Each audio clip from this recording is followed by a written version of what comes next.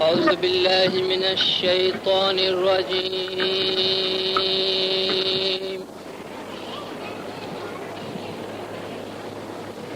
بسم الله الرحمن الرحيم.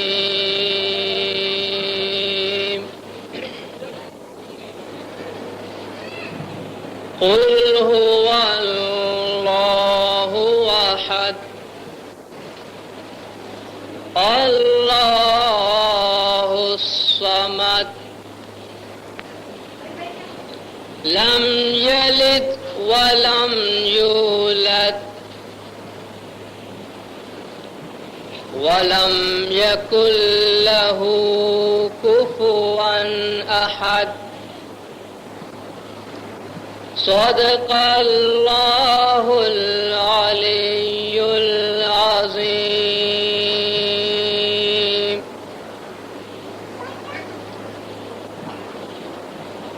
امام زمان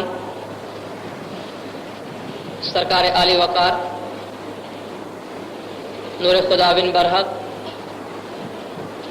نور مولانا شاہ کریم آل حسینی حاضر امام کے مبارک نام پہ صلوات پڑھتے ہیں. اللہم صلی علی محمد و آل محمد. دیندارو، گزشتہ سال کی طرح اس رمضان میں بھی اسماعیلیہ ایسوسی ایشن برائے پاکستان کی جانب سے کراچی کے مختلف جماعت خانوں میں 4 دن کے وعظ کا یہ پروگرام بنایا گیا ہے. ان 4 دنوں کے درمیان اسماعیلی طریقہ، اسماعیلیت کے بنیادی عقائد، باطنی پاکیزگی اور روحانی بلندی کے متعلق کچھ باتیں ہم آپ کے سامنے پیش کریں گے. جماعت سے یہ توقع کی جاتی ہے کہ 4 دن جماعت خانے میں تشریف لا کر اس سے استفادہ کریں. ہم سب اچھی طرح جانتے ہیں کہ اسلام خداوند تعالیٰ کا واحد اور آخری دین ہے. جب ہم یہ کہتے ہیں کہ اسلام خداوند تعالیٰ کا آخری دین ہے تو اس سے یہ مراد ہرگز نہیں ہے کہ اسلام سے پہلے بہت سارے اور ادیان بھی آئے ہیں، بلکہ اس سے یہ مراد ہے کہ دین خداوند تعالیٰ کے پاس صرف ایک ہی ہے جو اسلام ہے. جو موجودہ اسلام یعنی حضور اکرم صلی اللہ علیہ وآلہ وسلم صلوات اللہ علیہ جو اسلام کے نام کے ساتھ تشریف لائے، اس سے پہلے بھی اسلام ہی موجود تھا، لیکن اسلام کے نام سے البتہ نہیں تھا. جتنے بھی پیغمبر حضور اکرم صلی اللہ علیہ وسلم سے پہلے دنیا میں تشریف لائے، ان سب نے ایک ہی دین کی تبلیغ کی ہے، خدا کا ایک ہی پیغام پہنچایا ہے. اور خداوند تعالیٰ کا ارشاد ہے کہ ان الدین عند اللہ الاسلام، خدا کے پاس صرف ایک ہی دین ہے جو اسلام ہے. اور اسی معنی میں جتنے انبیاء نے پہلے تبلیغ کی ہے اس کے بارے میں خداوند تعالیٰ مومنین کے اس قول کو قبول فرماتا ہے جو یہ کہتے ہیں کہ لا نفرق بین احد من رسلہ، ہم خدا کے کسی بھی پیغمبر کے درمیان کوئی فرق نہیں کرتے ہیں. وہ سب ایک ہی مشن کے ساتھ دنیا میں مبعوث ہوئے تھے. اور خداوند تعالیٰ کافروں کی اس بات کی مذمت کرتا ہے کہ یریدون ان یفرقوا بین اللہ ورسلہ، کہ یہ لوگ چاہتے ہیں کہ خدا اور اس کے رسولوں کے درمیان فرق کریں، تفرقہ ڈالیں، ان میں سے ہر ایک کی طرف ایک ایک بات منسوب کریں کہ فلان پیغمبر نے یہ تعلیم دی ہے اور فلان نے یہ تعلیم دی ہے اور یہ دونوں آپس میں متضاد ہیں یا ایک دوسرے کے خلاف ہے. خدا نے فرمایا ایسی کوئی بات نہیں ہے. تعلیم خدا کی ایک اسلام ہے، بنیاد اور روح ایک اسلام ہے. جس کو ہر زمانے میں مختلف انبیاء نے اپنے اپنے زمانے کے حالات کے مطابق پیش کیا، اور جب حضور اکرم صلی اللہ علیہ وآلہ وسلم صلوات اللہ علیہ کا زمانہ آیا، انہوں نے خداوند تعالیٰ کا پیغام لوگوں تک پہنچایا، تو خدا نے فرمایا کہ اسلام کا میسج، اسلام کا پیغام اپنی پایہ تکمیل کو پہنچا اور دین اسلام مکمل ہوا۔ الیوم اکملت لکم دینکم، آج کے دن ہم نے تمہارے لیے تمہارا دین کو مکمل کر دیا۔ واتممت علیکم نعمتی، تم پر اپنی نعمتیں بھی پوری کر دی۔ ورضیت لکم الاسلام دینا، اور تمہارے لیے اسلام دین پر میں خوش ہو گیا۔ گویا اسلام خدا کا پہلا اور آخری پیغام ہے، اسلام ایک مکمل دین ہے، اسلام خداوند تعالیٰ کی خوشنودی اور خداوند تعالیٰ کی رضا کی بنیاد اور اس کا ثمرہ ہے۔ اسلام میں مختلف طریقے پائے جاتے ہیں۔ ہم اسماعیلی اسلام ہی کا ایک حصہ ہے، بلکہ یوں کہیے اسلام، حقیقی اسلام ہمارے پاس ہے، اسماعیلیوں کے پاس ہے۔ اسلام کے بنیادی عقائد میں، اسلام کے بنیادی اصولوں میں سب سے پہلی جو اصل ہے یا سب سے پہلا اصول کہہ لیجئے وہ توحید کا ہے۔ ہم جانتے ہیں کہ جب کوئی غیر مسلمان بنتا ہے، اسلام میں داخل ہوتا ہے، تو اسے کہا جاتا ہے کہ پڑھو لا الہ الا اللہ، خدا کے سوا کوئی خدا نہیں ہے، خدا کے سوا کوئی معبود نہیں ہے۔ یہ پہلا اقرار اسلام میں توحید کا لیا جاتا ہے کہ کہو خدا ایک ہے۔ خداوند نے اپنے 48ویں جامع میں، اپنے آپ بیتی میں، اپنے میموئرز میں اسماعیلیوں کے نزدیک یا صحیح معنی میں اسلام میں خداوند تعالیٰ کی وحدانیت کا جو تصور ہے اس کو بیان کیا ہے۔ پہلے میں قرآن کی اس سورہ کی تشریح کروں جو میں نے شروع میں آپ کے سامنے پیش کی، پھر ہم سرکار کے اس فرمان کی طرف جائیں گے کہ ہمارے نزدیک خدا کے ایک ہونے کا کیا مطلب ہے۔ جب کچھ یہودی حضور اکرم صلوات اللہ علیہ کے پاس آئے اور آپ سے سوال کیا کہ اے محمد، تم اپنے خدا کا حسب و نسب بیان کرو، تم اپنے خدا کا شجرہ بیان کرو، کیونکہ ان کے نزدیک یہ تھا کہ خدا ہے، اس کا فلان بیٹا ہے، اس کا فلان بیٹا ہے، یا جو بت انہوں نے بنا رکھے تھے ان میں سے کوئی کسی کا باپ، کوئی کسی کا بھائی، کوئی کسی کا بیٹا تھا۔ تو انہوں نے حضور سے بھی یہ سوال کیا کہ آپ بھی اپنے خدا کا خاندان بیان کیجئے، نسب نامہ بیان کیجئے کہ وہ کس کا باپ ہے، کس کا بیٹا ہے۔ تو قرآن شریف کی یہ اہم سورہ نازل ہوئی جو ہم دعا میں بھی پڑھتے ہیں، اور اس کا نام ہی ہے سورۃ الاخلاص۔ اخلاص کی معنی ہے کسی چیز کو پاک کر دینا، خالص کر دینا، پیوریفائی کرنا کسی چیز کو، جس میں بہت ساری چیزیں آپس میں مل گئی ہے، ان تمام آمیزش کو نکال کر جو حقیقت ہے اس کو خالص کر دینا۔ لوگوں کے ذہنوں میں خداوند تعالیٰ کے متعلق جو بہت سارے تصورات اور بہت سارے خیالات بھر دیے گئے تھے، زمانے کی وجہ سے بھر گئے تھے، قرآن شریف کی سورہ نے اس کو پاک کیا ہے۔ قل هو اللہ احد، اے محمد جواب دے دو وہ خدا ایک ہے۔ اللہ الصمد، وہ بے نیاز ہے، تمام چیزوں سے بالا تر ہے، وہ کسی پہ دار و مدار نہیں رکھتا، لیکن پوری کائنات اس پہ دار و مدار رکھتی ہے۔ لم یلد ولم یولد، نہ اس سے کوئی پیدا ہوا نہ وہ کسی سے پیدا ہوا۔ پیدائش سے یہاں مراد تولید ہے۔ یہ لفظ بھی ولد یلد استعمال کیا گیا کہ وہ کسی کو جنم نہیں دیا ہے اور اس سے کسی نے جنم نہیں لیا ہے، اس لیے کہ وہ خدا اس جنم دینے اور جنم لینے کی صفات سے بالا تر ہے۔ مخلوقات کی صفات سے جتنی بھی سرشٹی ہے، جتنے بھی مخلوقات ہیں، اس پہ ہم جتنی بھی صفات دے سکتے ہیں، جتنے بھی ایٹریبیوٹس ہم اس کے بیان کر سکتے ہیں، خدا ان تمام چیزوں سے بالا تر ہے۔ वलम यकुल लहू कुफुवन अहद, और उसके बराबर कोई नहीं है।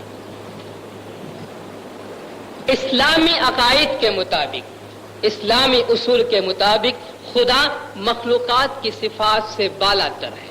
सुबहान रब्बिका रब्बिल इज्जति अम्मा यसिफून, तेरा परवरदिगार जो इज्जत का परवरदिगार है उन तमाम बातों से ऊपर है, उन तमाम सिफतों से बालातर है जो ये लोग बयान करते हैं। यानी खुदा ऐसा है, खुदा वैसा है, वो ये करता है, वो करता है। खुदा फरमाता है सुबहान, तमाम मखलूकात की सिफत से खुदावंद ताला बालातर है। लैसा कमिस्लिही शैउन व हुवा समीउन अलीम, उस खुदा के जैसी कोई चीज नहीं है, उसकी मिसाल कोई चीज नहीं है कि जिसको देख के आप ये कह सके कि खुदा इस किस्म का होगा, खुदा की कोई ऐसी मिसाल होगी। जब हमने ये कहा कि खुदा एक है, तो वो खुदा एक इस मानी में नहीं है, अददी मानी में नहीं है, नंबर के मानी में नहीं है कि जिस एक के मुकाबले में 2 होता है, 3 होता है, 5 होता है, 10 होता है। खुदा 1, 2, 3, 4, 5, 6 में से नहीं, बल्कि खुदा एक है, वाहिद है, वो एक नहीं है खुदा।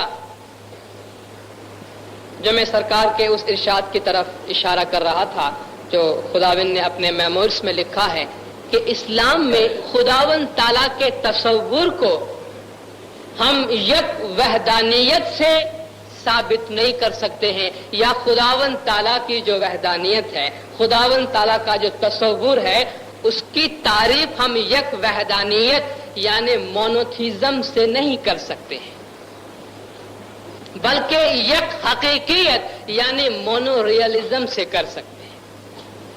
यानी इस्लाम सिर्फ ये नहीं कहता कि वो एक खुदा है, एक जगह पे बैठा है, अकेला है, उसका कोई नहीं है, उसके मुकाबले में ये पूरी कायनात है, कायनात से खुदा का कोई ताल्लुक है, वो खुदा भी अपनी जगह पर है, ये कायनात भी अपनी जगह पर है। इस्लाम के पास खुदा का तस्वुर ऐसा नहीं है, बल्कि सरकार ने फरमाया मोनोरियलिज्म का है कि हमारे नजदीक हकीकत या रियलिटी एक ही है जो खुदा है, बाकी कोई भी चीज हकीकत नहीं है।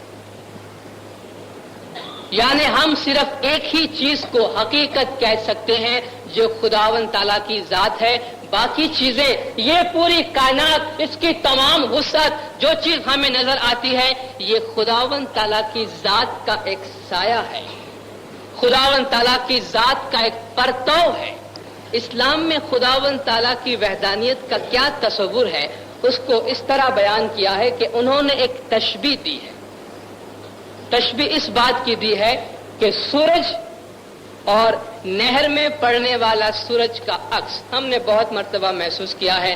दिन के वक्त अगर हम दरिया किनारे या पानी के किनारे चले जाएं, हमें सूरज का अक्स पानी में नजर आता है, रात को चांद का अक्स नजर आ जाता है।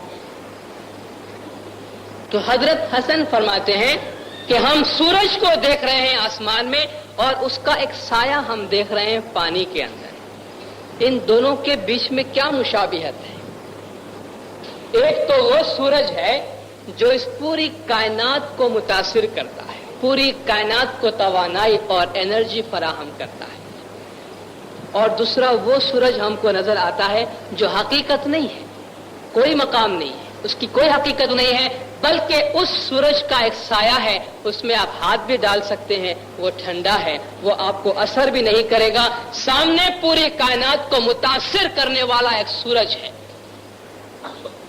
तो आप फरमाते हैं कि खुदा सूरज है, खुदा जो है इस सूरज की तरह है, और उसके मुकाबले में ये पूरी कायनात अपनी पूरी वुसअत के साथ क्या है? सिर्फ उस खुदा का एक साया है। जिस तरह उस सूरज का एक साया पानी में पड़ा था, इस तरह खुदावंद ताला का एक साया है जो रियलिटी नहीं है, जो हकीकत नहीं है। हकीकत सिर्फ एक है जो वहदहू ला शरीक लहू खुदावंद ताला की जात है। ये तमाम तौहीद और वहदानियत का बयान हमारे पास है। हम खुदावंद ताला के इस वजूद को सोचते हैं, समझते हैं, उस पे गौर करते हैं। उसके मुकाबले में ہم انسان کو دیکھیں، ہم اس دنیا کے اندر بیٹھے ہیں، ہماری بہت ساری ضروریات ہیں، اسی زمین میں ہمارا وجود ہے، لیکن ہمارا وجود، ہماری پیدائش، یہ ہماری شخصیت دو چیزوں سے بنی ہے، جسم ہے اور روح ہے، یا یوں کہیے عالم امر اور عالم خلق کا ایک حسین امتزاج ہے ہماری شخصیت، کہ جس میں اس زمین، اس کائنات، اس دنیا کی مٹی بھی ہے جو ہمارا خاکی بدن ہے، اور دوسرا ہمارے اندر خداوند تعالیٰ کا نور بھی ہے، جسے ہم اپنی روح کہتے ہیں، ہماری روح جسے ہم کہتے ہیں کہ یہ خداوند تعالیٰ کے نور کی چنگاری ہے۔ یقیناً ہمیں یہ ماننا ہوگا کہ ہمارے اور خداوند تعالیٰ کے درمیان ایک تعلق ہے، ایک رشتہ ہے۔ خدا جو بہترین خلقت کرنے والا ہے، بہترین خالق ہے، احسن الخالقین ہے، اس کے جیسا کوئی خالق نہیں ہے، کیا اس سے یہ توقع رکھی جا سکتی ہے کہ اس نے انسان کو دنیا میں ایسے ہی پیدا کر کے بلا کسی مقصد اس کو اس وسیع کائنات میں بھٹکنے کے لیے چھوڑ دیا ہے؟ افحسبتم انما خلقناکم عبثا وانکم الینا لا ترجعون۔ خدا فرماتا ہے کہ اے انسانوں، کیا تم یہ گمان کرتے ہو کہ تم خامخواہ ایسے ہی پیدا کر دیے گئے ہو اور تم میری طرف واپس نہیں بلائے جاؤ گے؟ خداوند تعالیٰ اگر ایک ذرے کو بھی پیدا کرتا ہے تو اس میں ایک مقصد ہے، وہ خداوند تعالیٰ حکیم مطلق ہے، اس کے ایک ایک کام میں ایک حکمت پائی جاتی ہے۔ اس وسیع کائنات کو پیدا کیا اور اس کائنات میں ہم کہتے ہیں کہ انسان اشرف المخلوقات کا مرتبہ رکھتا ہے، تو اشرف المخلوقات کی تخلیق کیا خامخواہ ہوئی ہے؟ بغیر کسی سبب کے اور ان سے بغیر کوئی تمنا کیے؟ کبھی ایسا نہیں ہو سکتا۔ مشہور اسماعیلی دائی ابو یعقوب السجستانی وہ کہتے ہیں کہ خداوند تعالیٰ کی ایک منشا ہے، خداوند تعالیٰ کا ایک ارادہ ہے، خداوند تعالیٰ کا ایک ول ہے، منشا کو ہم ول کہتے ہیں، خدا کی ایک مرضی ہے، وہ کچھ کہنا چاہتا ہے، اس پوری کائنات کو پیدا کر کے وہ کچھ میسج دینا چاہتا ہے، اور اس ول کے بغیر، اس منشا کے بغیر، اس ارادے کے بغیر آپ خداوند تعالیٰ کا تصور نہیں کر سکتے ہیں۔ وہ کہتے ہیں کہ خدا کوئی خاموش خدا نہیں ہے۔ کیا ہم یہ تصور کریں کہ خدا ایک جگہ پہ بیٹھا ہوا بالکل خاموش، نہ کچھ کہنا چاہتا ہے نہ کچھ سننا چاہتا ہے؟ نہیں، وہ خدا کچھ کہنا چاہتا ہے، اس خدا کا ایک ول ہے، اور خدا یہ چاہتا ہے کہ اس کا ارادہ اور اس کی منشا مخلوق تک پہنچے، اور خاص طور پہ اشرف مخلوق تک پہنچے، یعنی انسان تک پہنچے۔ لیکن میں نے پہلے ہی آپ سے یہ ذکر کیا کہ خدا انسان کی صفات سے، انسان کے حواس سے، انسان کے ظاہری پہنچ سے بہت اوپر ہے۔ ہزاروں برس سے انسان نے کوشش کی ہے، لیکن براہ راست کوئی یہ نہیں کہتا کہ اس نے خدا کو دیکھا ہے، خدا تک پہنچا ہے اپنے ان ظاہری حواس کے ساتھ۔ خدا انسان سے کچھ کہنا چاہتا ہے، لیکن وہ خود کہتا ہے کہ میں تو انسان کے تمام وہم و گمان سے بھی بالا تر ہوں، تو پھر یہ خدا کا میسج ہم تک کیسے پہنچ سکتا ہے؟ پھر یہ خدا کی ول، پھر یہ خدا کی منشا، پھر یہ خدا کا ارادہ ہم تک کیسے پہنچ سکتا ہے؟ وہ کون سا طریقہ خداوند تعالیٰ نے اپنایا، وہ کون سا راستہ خداوند تعالیٰ نے خود نے اپنایا اور انسان سے کہا کہ تم بھی اپناؤ، تاکہ تمہارے اور خدا کے درمیان ایک رابطہ قائم ہو سکے، خدا کی منشا ہم تک پہنچ سکے اور ہم خدا کی منشا کو سمجھ سکے۔ یہ طریقہ کون سا خدا نے اپنایا، انشاءاللہ میں کل آپ کے سامنے اس سلسلے میں گفتگو کروں گا۔ خداوند مولانا حاضر امام گج جماعت کے تمام گناہ معاف کرے، سب کی نیک امیدیں پوری کرے، آخری دم تک ایمان سلامت رکھے، سکھی سلامت آباد رکھے، دیدار نصیب کرے۔ صلوات پڑھ زندہ اللہم صلی اللہ۔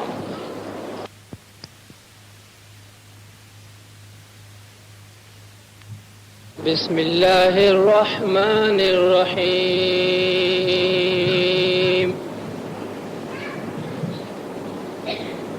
يا أيها الذين آمنوا اتقوا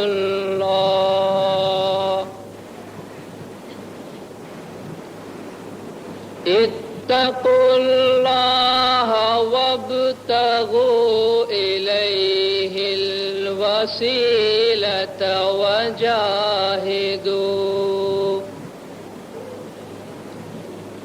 وجاهدوا في سبيله لعلكم تفلحون.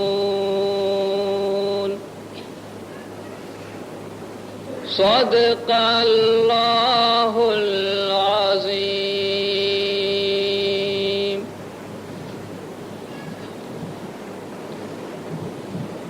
امام زمان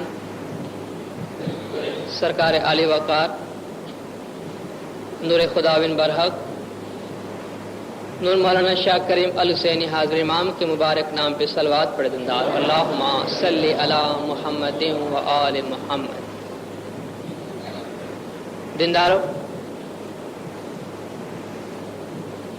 کل میں آپ سے عرض کر رہا تھا کہ خداوند تعالی جو احسن الخالقین ہے، یعنی بہترین تخلیق کرنے والا ہے،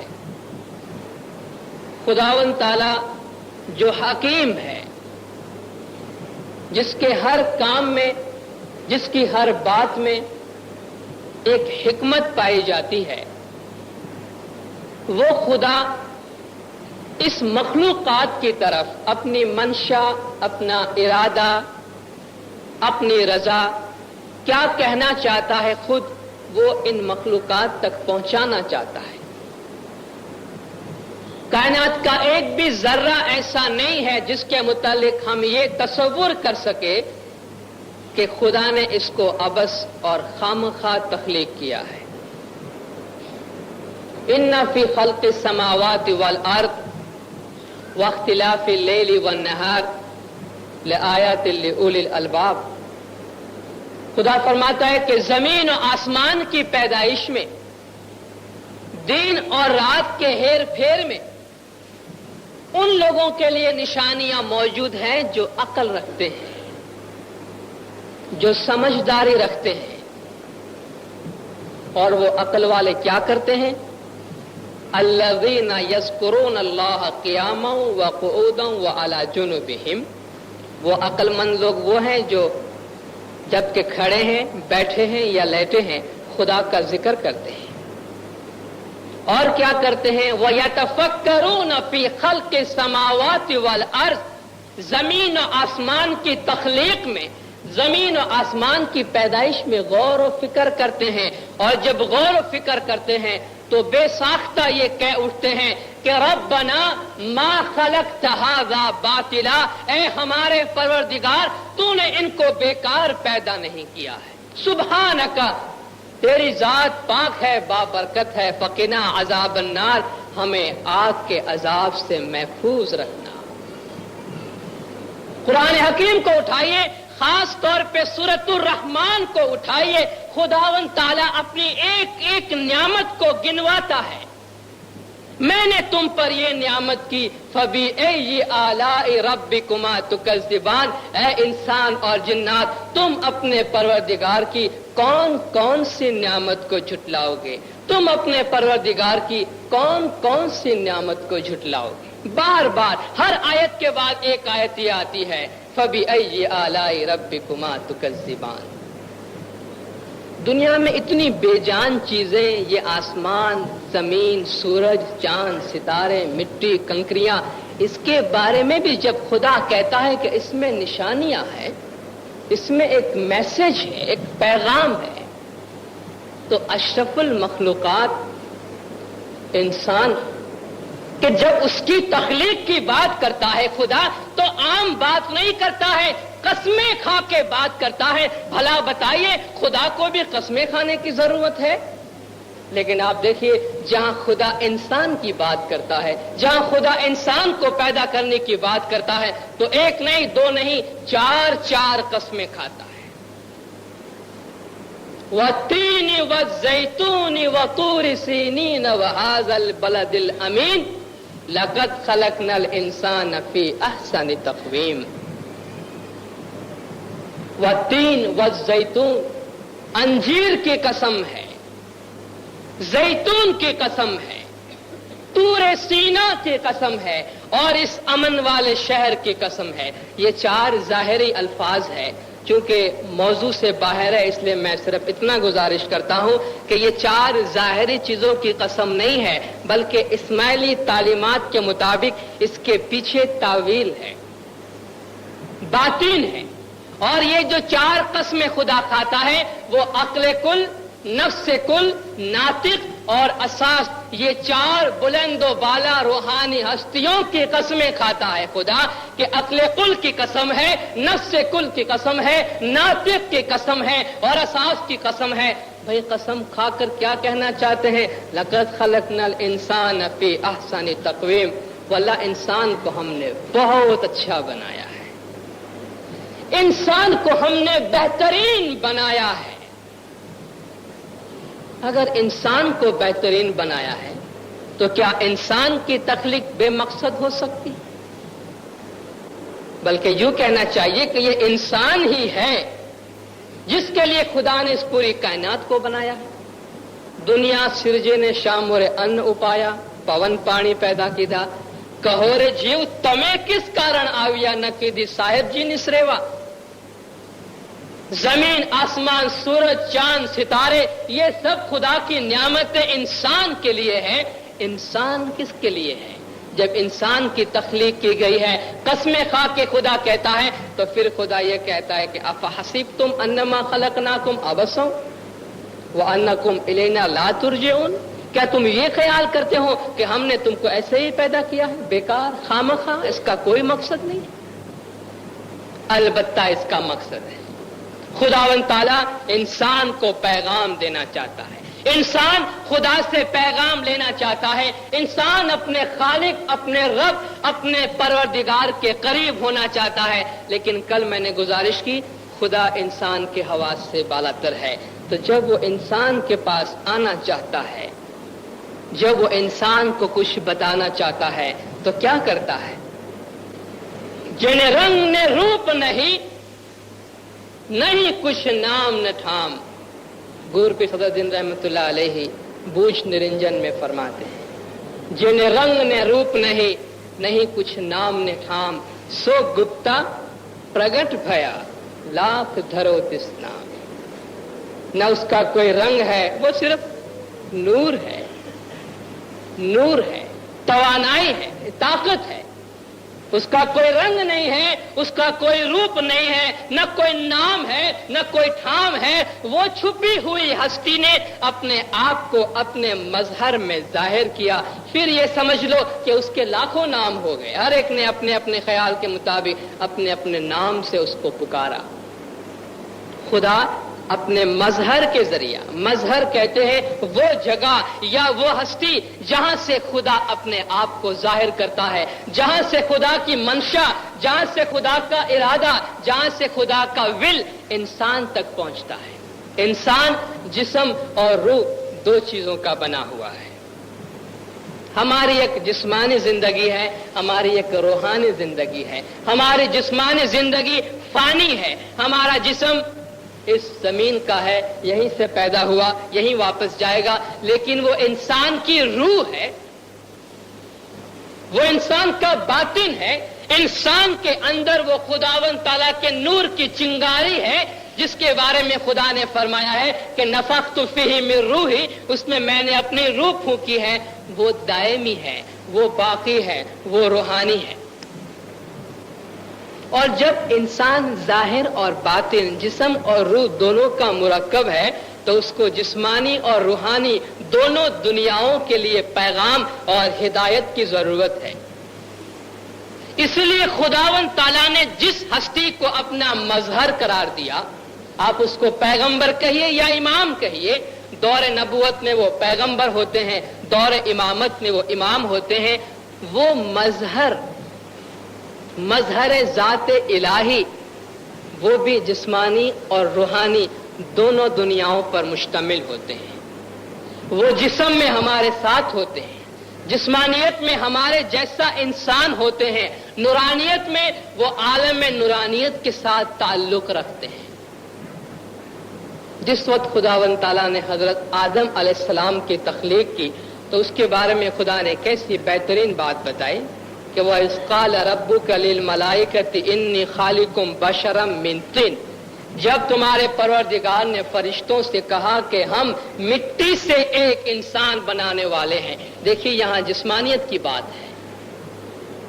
جب تمہارے پروردگار نے فرمایا کہ ہم مٹی سے ایک بشر کو, ایک انسان کو بنانے والے ہیں, فَإِذَا سَوَّيْتُهُ وَنَفَخْتُ فِيهِ مِن رُّوحِي فَقَعُوا لَهُ سَاجِدِينَ.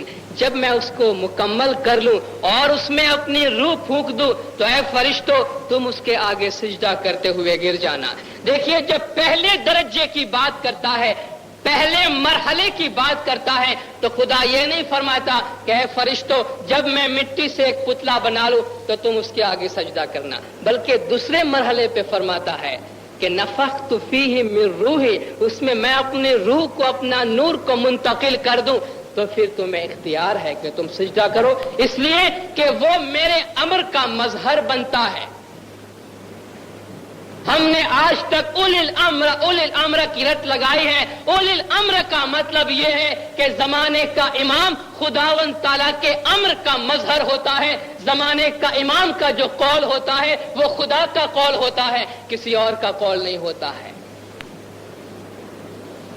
وہ ہمارے ساتھ ہیں, مظہر ہمارے جیسا انسان ہے.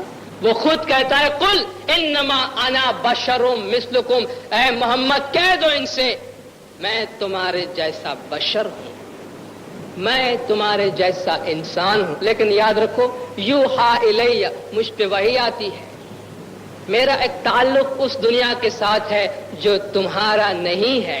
وما ينطق عن الهوى ان هو الا وحی یوحا. محمد صلوات اللہ علیہ تم سے جو کچھ بھی کہتے ہیں وہ اپنی طرف سے نہیں کہتے ہیں, وہ اوپر والے کی طرف سے کہتے ہیں. جو کچھ اس پہ وحی کی جاتی ہے, جو کچھ عالم بالا کی طرف سے اسے کہا جاتا ہے, وہی بات وہ تم تک پہنچاتا ہے. یہ جسمانیت اور روحانیت کی ایک آمیزش ہمارے سامنے آئی. ایک ایسی ہستی ہمارے سامنے آئی جو جسمانیت میں بھی ہمارے ساتھ ہے. کیوں خدا نے اپنے مظہر کو بشر میں ڈالا, کیوں بشر کو بھیجا؟ بھائی نورانیت میں تو خود وہاں پر تھا نا, چونکہ وہ ہمارے حواس سے بالا تر تھا, اور ہمیں ایسا انسان چاہیے, ایسی شخصیت, ایسی ہستی چاہیے جس کے قربت ہم حاصل کر سکے, ہم جس کے قریب جا سکے, جو ہمارے احساسات کو سمجھ سکے اور ہم میں سے ہو. تو خدا نے اپنے مظہر کو بشر میں لایا تاکہ جسمانیت میں ہم ان کے قریب رہیں, جسمانیت میں ہم ان کی قربت حاصل کر سکے, لیکن نورانیت نے وہ بلندی پر ہو, نورانیت میں وہ علویت کی طرف سے, اعلیٰ مقام سے ان کا تعلق ہو. اس لیے ایک طرف تو خدا نے بار بار یہ یاد دہانی کروائی ہے کہ تمہارے درمیان جو شخص ہے, جو میرا مظہر ہے, مظہر ذات الہی, وہ انسان ہے. لیکن دھوکہ مت کھانا, اس انسان کو دیکھ کر دھوکہ مت کھانا. ایک فکر منیور تمہاری چھ امنے مانس روپے صاحب جانو.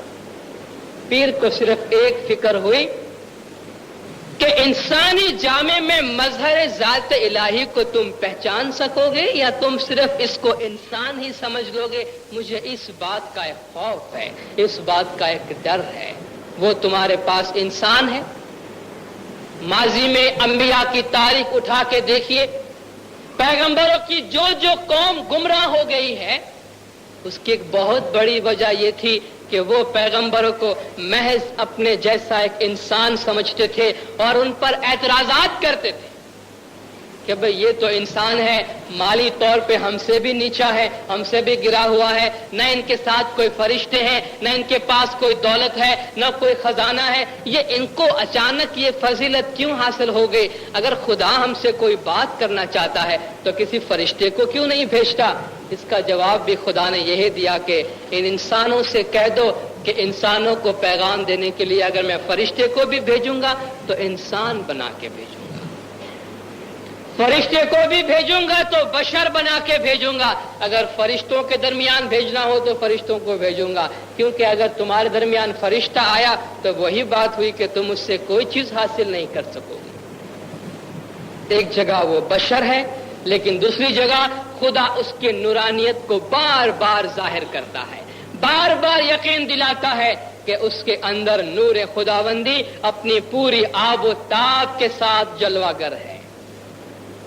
جہاں خدا اپنے آپ کو کہتا ہے کہ اللہ نور السماوات والارض، خدا زمین و آسمان کا نور ہے، وہاں خدا اپنے مظہر کو بھی نور کہتا ہے کہ یریدون ان یطفئوا نور اللہ بافواہہم، کہ جو لوگ زمانے کے امام اور پیغمبروں کو تکلیف دے کر خداوند تعالیٰ کے دعوت بجھانے کی کوشش کرتے ہیں، لیکن یأبی اللہ الا ان یتم نورہ،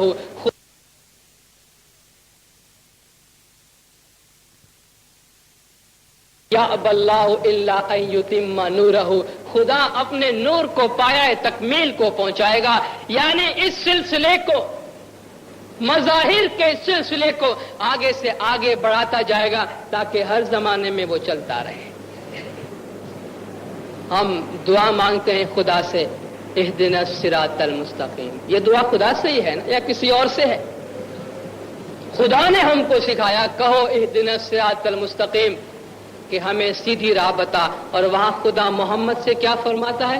انک لتہدی الی صراط مستقیم، اے محمد صلی اللہ علیہ وسلم صراط مستقیم کی طرف تو آپ ہدایت کر رہے ہیں، صلوات پڑھے دیندار، صراط مستقیم کی طرف تو آپ ہدایت کر رہے ہیں، دعا ہم خدا سے مانگ رہے ہیں۔ جب لوگوں نے پیغمبر صلی اللہ علیہ وسلم کے ہاتھ پر بیعت کی، وہ مشہور قرآن کی آیت جو ہم دعا میں پڑھتے ہیں کہ اے محمد جو تیرے ہاتھوں پہ بیعت کرتے ہیں وہ خدا کے ہاتھ پہ کرتے ہیں، ید اللہ فوق ایدیہم، خدا کا ہاتھ ان کے ہاتھوں پہ ہے۔ خدا نے فرمایا کہ کل شیء ہالک الا وجہہ، ہر چیز ہلاک ہو جانے والی ہے، ہر چیز فنا ہو جانے والی ہے، خدا کا ایک چہرہ باقی رہنے والا ہے، خدا کا چہرہ باقی رہنے والا ہے۔ اور محمد صلی اللہ علیہ وسلم نے فرمایا من رآنی فقد رأى اللہ، جس نے مجھے دیکھ لیا اس نے خدا کو دیکھ لیا، جس نے میرا دیدار کیا اس نے خدا کا دیدار کر لیا۔ اور آپ کے جانشین مشکل کشا مولا مرتضی علی صلوات اللہ علیہ، آپ نے فرمایا کہ انا وجہ اللہ، میں خدا کا چہرہ ہوں۔ کہو کیا کہنا چاہتے ہو؟ مجھے دیکھو۔ خدا جو فرماتا ہے کہ ہر چیز فنا ہو جانے والی ہے زمین پر، خدا کا چہرہ باقی رہنے والا ہے، دیکھ لو مجھے، میں خدا کا چہرہ ہوں۔ وہی خداوند تعالیٰ کا نور ہے، دائمی طور پہ دنیا میں برقرار ہے، دائمی طور پہ دنیا میں چل رہا ہے۔ خدا کا نور جامع بجامع، سلسلہ بسلسلہ آگے سے آگے بڑھتا جا رہا ہے، وہ نور ہمارے پاس موجود ہے۔ ایک جنگ کے موقع پر حضور جب دشمن سے مقابل ہوئے تو اپنی مٹھی میں کچھ خاک اٹھا کر آپ نے دشمن کی طرف پھینکی تو ان کی آنکھوں کے سامنے اندھیرا آ گیا۔ حضور نے اپنی مٹھی میں کنکریاں اٹھائی ہے اور دشمنوں کی طرف پھینکی۔ خدا نے فرمایا کہ ما رمیت اذ رمیت ولکن اللہ رما، اے محمد صلی اللہ علیہ وسلم وہ مٹھی جو خاک کی پھینکی تھی وہ آپ نے نہیں پھینکی تھی، خدا نے پھینکی تھی، خدا نے پھینکی تھی۔ قرآن میں خدا اپنے آپ کو رحمان کہتا ہے، اپنے آپ کو رحیم کہتا ہے، وہ محمد کو رحمت للعالمین کہتا ہے، پوری کائنات کے لیے وہ رحمت ہے۔ جس طرح خدا رب العالمین ہے وہ رحمت للعالمین ہے، کوئی فرق نہیں ہے، ایک پردہ ہے، یہ صرف مظہر ہے۔ खुदावन ताला के बारे में जब हम बात करते हैं, हम कहते हैं अकल से मावरा है। जब हम कहते हैं खुदा का मजहर, वो हमारे सामने जाहिर होता है, जिसमें खुदावन ताला का नूर जलवागर होता है। ये नूर हर जमाने में पैगंबर रहे, और पैगंबर के बाद हम जानते हैं कि यह सिलसिला इमामत में आया, और इमामत में यह सिलसिला आज तक हमारे दरमियान में मौजूद है। खुदा की जो मंशा है, खुदा का जो इरादा है, खुदावन ताला जो कुछ कहना चाहता है वो अपने मजहर के जरिया कहता है, इसलिए वो उलुल अम्र है। और इसीलिए खुदा ने फरमाया कि मा आता कुम रसूलु फखुजुहु व मा नहाकुम अन्हु फंतहु। खुदा दीन के मामले में खुद भी दखल नहीं देता है, वो कहता है जो मोहम्मद तुमको देता है वो ले लो, जिससे मना करता है उसको छोड़ दो। और मोहम्मद सल्लम के बाद हर जमाने के ईमान के साथ ये दीन मुंसलिक है। दीन क्या है?